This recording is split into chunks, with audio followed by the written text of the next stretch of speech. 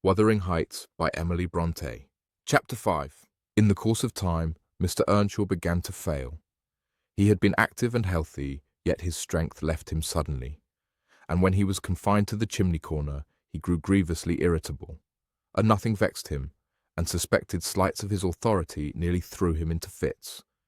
This was especially to be remarked if anyone attempted to impose upon or domineer over his favourite.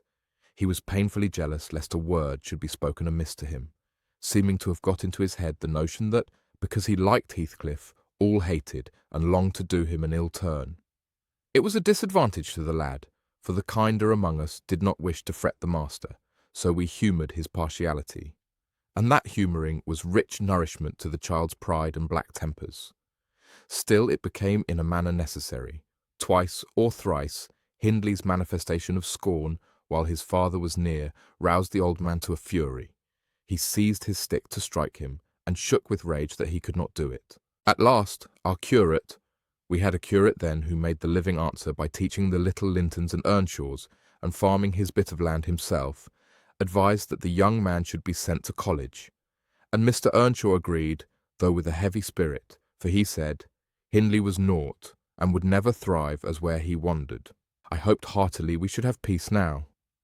It hurt me to think the master should be made uncomfortable by his own good deed.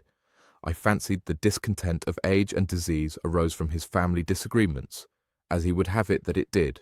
Really, you know, sir, it was in his sinking frame. We might have got on tolerably, notwithstanding, but for two people, Miss Cathy and Joseph, the servant. You saw him, I dare say, up yonder. He was, and is yet most likely, the wearisomest self-righteous Pharisee that ever ransacked a Bible to rake the promises to himself and fling the curses to his neighbours. By his knack of sermonizing and pious discoursing, he contrived to make a great impression on Mr. Earnshaw, and the more feeble the master became, the more influence he gained. He was relentless in worrying him about his soul's concerns and about ruling his children rigidly.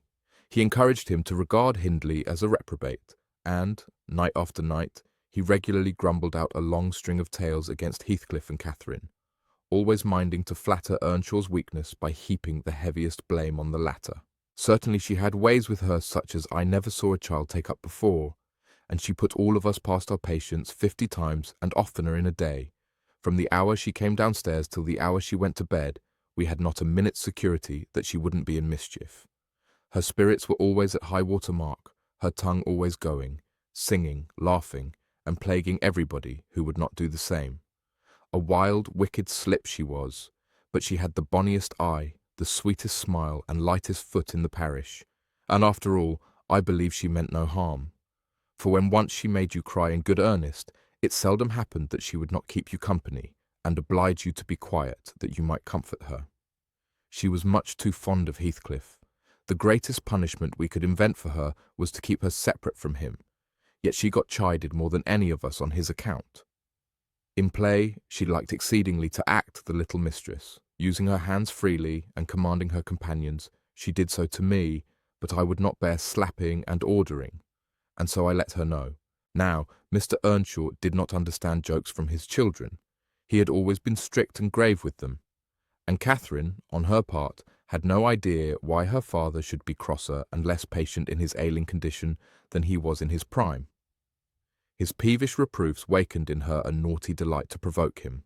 She was never so happy as when we were all scolding her at once, and she defying us with her bold, saucy look and her ready words, turning Joseph's religious curses into ridicule, baiting me, and doing just what her father hated most, showing how her pretended insolence, which he thought real, had more power over Heathcliff than his kindness, how the boy would do her bidding in anything, and his only when it suited his own inclination. After behaving as badly as possible all day, she sometimes came fondling to make it up at night. Nay, Cathy, the old man would say, I cannot love thee, thou'rt worse than thy brother. Go, say thy prayers, child, and ask God's pardon. I doubt thy mother and I must rue that we ever reared thee. That made her cry, at first, and then being repulsed continually hardened her, and she laughed if I told her to say she was sorry for her faults, and begged to be forgiven. But the hour came at last that ended Mr. Earnshaw's troubles on earth.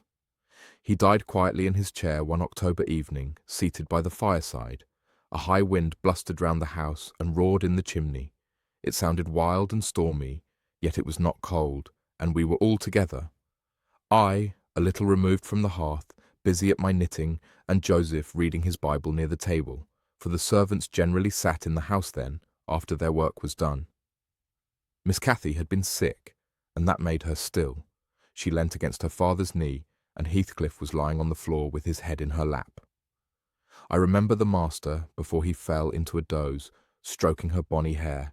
It pleased him rarely to see her gentle, and saying, "Why canst thou not always be a good lass, Cathy?" And she turned her face up to his, and laughed, and answered, "Why cannot you always be a good man, father?" But as soon as she saw him vexed again, she kissed his hand, and said she would sing him to sleep.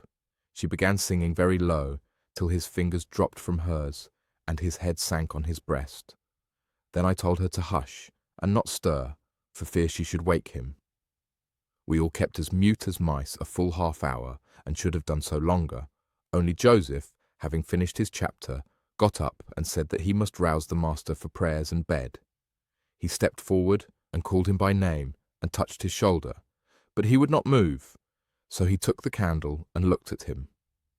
I thought there was something wrong as he set down the light, and seizing the children each by an arm, whispered them to frame upstairs and make little din. They might pray alone that evening. He had somewhat to do. "I shall bid father good night first," said Catherine, putting her arms round his neck, before we could hinder her. The poor thing discovered her loss directly. She screamed out, "Oh, he's dead! Heathcliff, he's dead!" And they both set up a heart-breaking cry. I joined my wail to theirs, loud and bitter, but Joseph asked what we could be thinking of to roar in that way over a saint in heaven. He told me to put on my cloak and run to Gimmerton for the doctor and the parson. I could not guess the use that either would be of then. However, I went, through wind and rain, and brought one, the doctor, back with me. The other said he would come in the morning. Leaving Joseph to explain matters, I ran to the children's room. Their door was ajar. I saw they had never lain down, though it was past midnight, but they were calmer and did not need me to console them. The little souls were comforting each other with better thoughts than I could have hit on. No parson in the world ever pictured heaven so beautifully as they did in their innocent talk, and while I sobbed and listened, I could not help wishing we were all there safe together.